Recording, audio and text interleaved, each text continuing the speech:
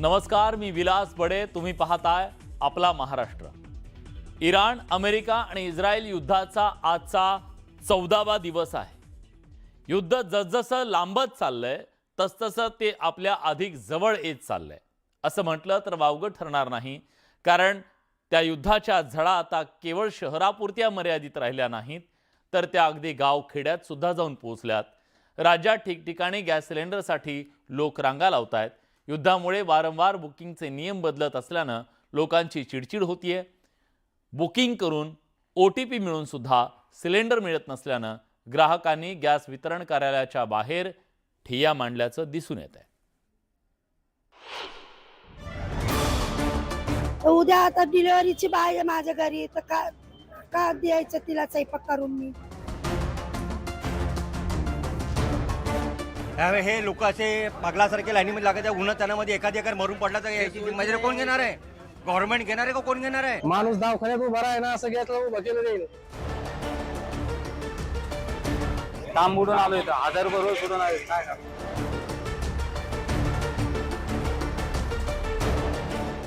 पुणे, पिंपरी, नागपूर, धाराशिव, अमरावती, जालना, सिंधुदुर्ग, वाशिम, यवतमाळ आणि रत्नागिरी केवळ ही 10 शहरच नाही तर राज्यातील जवळपास सर्वच शहरांमध्ये चित्र.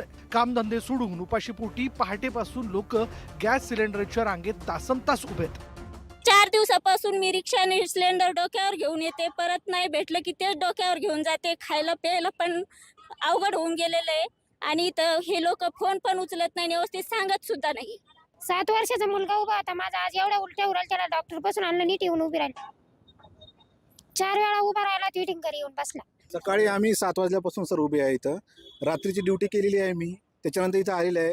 आता रात्रीची परत ड्युटी होईल का नाही काही गॅरंटी नाही, कारण मी भर उन्हामध्ये उपाशी इथं उभा आहे.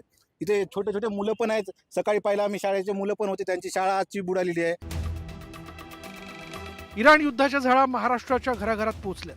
ज्यांचे सिलेंडर संपलेत अथवा लवकरच संपणार आहेत अशा ग्राहकांनी बुकिंगसाठी गॅस वितरण केंद्राकडे धाव घेतली आहे. कारण अनेकांचं ऑनलाईन बुकिंग होत नाहीये. ज्यांचं झालं त्यांना सिलेंडर मिळाला नाहीये, तर काहींची बुकिंग झाली पण OTP आला नाहीये. लोकांना असं वाटतं सिलेंडर मिळते किंवा नाही मिळत. कंपनीकडे स्टॉक तर भरपूर आहे. थोडा लोकांनी विचार केला पाहिजे. जे सिलेंडर 15 दिवसांनी मिळायचं ते 30 दिवसावर गेलं. तुमचं फर्स्ट प्राधान्य म्हणजे तुमचं बुकिंगच होत नाही आधी, तर काय करायचं? त्याला आम्ही काय करणार आहे? माझ्या घरी लहान लहान 2 मुली आहे. सिलेंडर गेलाय आमचं, काल वापस येऊन गेली. ते म्हणे की OTP शिवाय नंबर नाही देत. OTP ला ते नंबर लावतात, स्विच ऑफ येत आहे. म्हणून आज आता मॅन्युअली देत आहे, ते तर घ्यायला आली मी.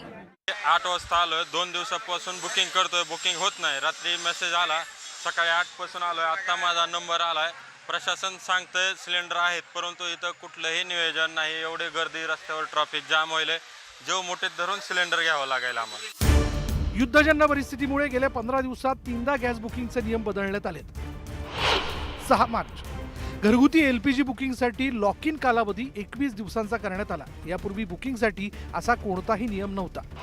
9 मार्च अचानक मागणी वाढल्यामुळे तेल कंपन्यांनी शहरांमध्ये लॉक इन कालावधी वाढवून 25 दिवस केला.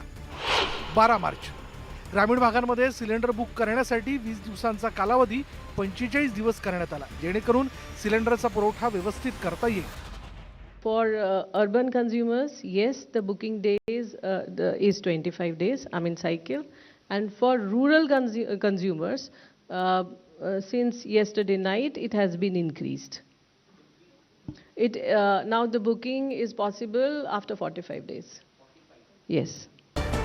ग्रामीण भागातील सिलेंडर बुकिंगचा कालावधी 20 दिवसांवरून थेट 45 दिवस केल्यानं ग्राहकांमध्ये चिंतेचं वातावरण आहे.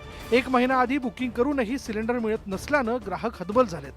1 महिना 5 दिवस सिलेंडर आमचा अजून आले नाही. ते स्टेशन पण टाकलं, 4 दिवसांनी पण टाकलं, रात्री पण टाकलं, सकाळी पण टाकलं, तरी बुकिंग नाहीच. मग काय करणार आम्ही? गजराचं लहान लहान पोर आहेत, त्यांना विचारायची परिस्थिती आहे का नाही? त्यांची काही जेवणाचं आहे का नाही? लोकांचे हाल होत आहेत. गाड्या येत आहेत, HP वाले देत आहेत, HPच्या गाड्या भरून आमच्या समोरनं जात आहेत, त्यांना भेटतात. पण LPG वाले हे जे भारत गॅस वाले तो देत नाहीये. ब्लॅकनी करताय की काय करताय, काही करत नाहीये. आता आम्हाला काय माहिती. आता लोक आहेत ज्यांना डिलिव्हर्ड म्हणून मेसेज आलेत, होम डिलिव्हर्ड म्हणून मेसेज आहे, पण डिलिव्हरी झालेली नाहीये. कुठे गेले ते सिलेंडर्स? ब्लॅकनी. पहिले गॅसची प्रोसिजर कशी होती, मोबाईलवरून आपण बुकिंग केल्यानंतर पटकन आपल्याला बुकिंग नंबर मिळायचा, पैसे भरले जायचे आणि गॅस व्यवस्थित घरी यायचा. आता तो नंबरसुद्धा त्यांनी बंद करून ठेवलेला आहे. इथे आल्यानंतर आता ॲप डाउनलोड करा असं सांगतात. ती प्रक्रिया मी करतोय, पण ती कशी करायची किंवा ज्याला येत नाही त्याला फार अडचणी येतात. सध्या शाळा कॉलेजच्या परीक्षा सुरू आहेत. मुस्लिम बांधवांचा उपवासाचा महिना सुरू आहे. अशा परिस्थितीत सिलेंडरच घरात नसल्यानं करायचं तरी काय, असा प्रश्न घरच्या गृहिणींसमोर उभा राहिला.